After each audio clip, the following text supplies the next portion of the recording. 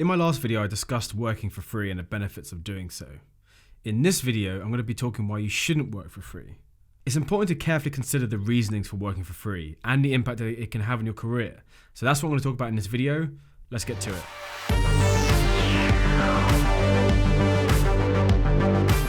So this isn't always the case, and quite frankly, 9 out of 10 times isn't even going to apply to you.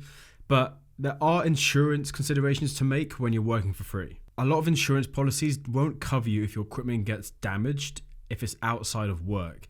That means if you are working for free, it's not classed as work because it's not an exchange of payment. And if anything happens to your equipment during that time, it might not be covered by your insurance, so you need to kind of check that over. Concurrently, the business might not have insurance to cover you if you get hurt whilst on their premises because you're not a customer and you're not a contractor. You're sort of somewhere in between.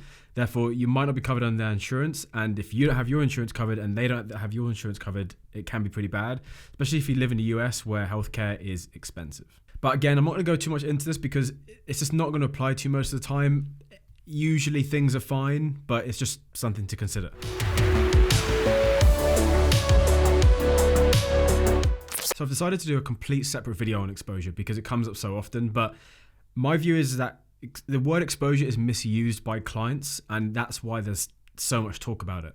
But in summary, there's no such thing as exposure as we know it. So exposure without quantifiable context is meaningless.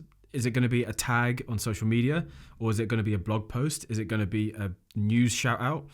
This variation can make it very tricky. You need to know how many people are going to see it, the type of people that are going to see it, if their demographic even care about you.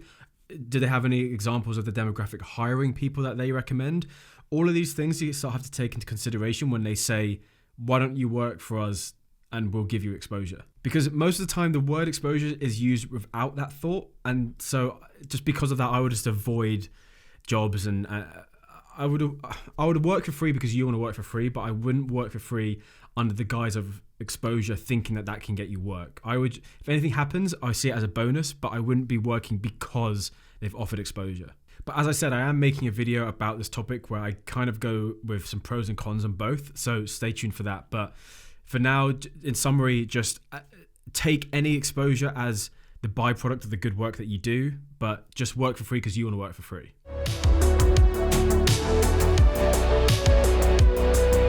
So you may have experienced a client say that they can't pay you right now, but down the road they'll pay you or they'll hire you, they'll have jobs, etc. Most of the time, it's a lie just to kind of get you to do some work, because I guess how could they know that their business is going to be growing enough to hire you, but also how do they know that you're going to do good enough work? It's usually just said to another way to try and convince you to do free work. And to be honest, it's a good strategy because not only do they get free work, but they get possibly your best work because you're trying to impress them, so you can definitely lock down this future work down the road. If they were genuine and they did have plans to hire you down the road, then that's great. I would just ask to get it in writing. The next 2, 3, 4 jobs that you would promise to hire us, hire the business, and then you can work for free, work for cheap, but at least you have it in writing in case something went wrong. If they're serious about their business and about what they said, then they'll sign it. If they're not, then they're not, and it's fine. You just don't have to work for them. But just like exposure, I would work for free just because you want to work for free. You want to work on yourself, your skills, whatever it is. Don't work for the promise of more work down the line. I just always assume that, you're not going to get exposure and you're not going to get work down the line. I'm working for free because I want to work for free. So this is a tricky one to cover. I do think that any free work is always going to be beneficial to you, but there are situations with certain clients or just certain projects that are a complete nightmare. They're just the clients are difficult to work with, or they've distributed a video in such a way, or they flipped it in such a way that it actually tarnishes your reputation. That's the worst possible outcome because not only have you not been paid, but now moving forward, you're going to have a reputation, albeit in a certain demographic, but you're going to have a certain reputation of either producing bad looking work because the client has forced you to present it in a certain way, or the message is bad or wrong or whatever it is. This is something where you have to be like, well, I didn't even get paid for this, and now I'm suffering the consequences of it. That is one side of the extreme. It's very unlikely that's going to happen. It's so rare, but at the very least, it might just be a situation where that project it just left a really bad taste in your mouth, or it's just going to be something that you're not going to use in your portfolio. Both of those things is not what you want when you're starting out, and it's not even what I want now. So that's another reason why I probably wouldn't be working for free. If I was going to be doing it, I would heavily be looking into this client and this business. What do they do? What their practice is like? What's their content usually like? Who usually I do this sort of research before, because as I've said countless times already, I'm going to be working for free for myself. So I'm going to make sure that I'm not going to run into any of these issues. This one is fairly obvious, but paid work always takes priority over free work. Unless it's a charity or cause that you really care about and is more important to you than getting paid, that's completely fine.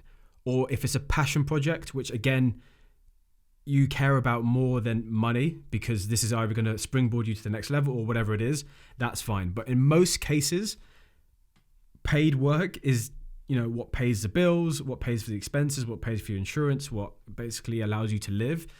You need to be taking that as a much bigger priority than any free work. If free work is promised to you by a client or given to you by a client with the promises of, oh, well, it can further your career because X, Y, Z, they have no idea what's going to happen. Only you do. So it's up to you to make a judgment call. But at the end of the day, the paid work is what's going to pay for you and pay for things. So that always needs to take priority. So burnout. Burnout is a very real thing, and it can happen to you at any point in your career. It can happen a few times in your career. It can happen from paid work and free work. But my view on it is I don't want to get a creative burnout through free work. I want to at least fall back and say, well, at least I'm getting some money for this. It's not what I want to be doing, but I'm getting money. Or, I don't really want to work today, but I'm getting paid for it. I don't want to be sitting there basically paying out of my own pocket, working for free, and I'm having a creative burnout, because that will snowball onto your paid work, and it will just, again, leave a bad taste in your mouth and a bad experience, and you just don't want that to happen. All it is your creative juices running low because you're doing work that you're possibly not interested in, and the work that you're not interested in is usually the free work just because you're trying to get your foot in the door somewhere. It's not always the case, but the point is, if you're doing that through paid work, then you can kind of weigh up the options if it's worth it. But if you're doing it and you're doing it for free, you're doing the projects for free, it's usually not worth it. You don't want to have a creative burnout at this point in your career. You might as well say no to free work and use this time to have a recharge. The worst that can happen is that this starts to catch up with you and you start to resent it. But the caveat is that you're going to have a creative rut regardless if it's paid, if it's unpaid. But at least if you're having the finances under your belt, then that will motivate you to continue. If you don't, then that's when other factors start to really affect your work, and that's the worst thing that could happen. Whilst working for free can allow you to have a foot in the door, there comes a time, usually every month, where bills need to be paid, the rent is due, you can no longer buy new kit. Your life costs money. You're working for happiness and in an industry which you can see more as a hobby than a career, and which is great, but things cost some money. You need to have the money to pay for things, to pay for bills, to pay for life, and eventually you're going to have financial burnout. You can't just keep working for free because people are going to start asking, well, where's the money coming? Eventually, you need to know your worth and you need to start charging. So a really quick pricing tip is just to calculate your rough monthly expenses. It can be really rough, just put up to like the nearest 100, and then divide that by roughly the amount of hours that you work per week. Then I would add anywhere from 10 and a very low end up to 30 as a high end per hour. And then this can be your dollar, pound, whatever it is, amount that you should be charging per hour. So quick plug, if you are a beginner and you are wondering how you should price yourself, then I've already made a video of this, it's up there, and it's how you should be pricing yourself and the strategies thereof as being a filmmaker.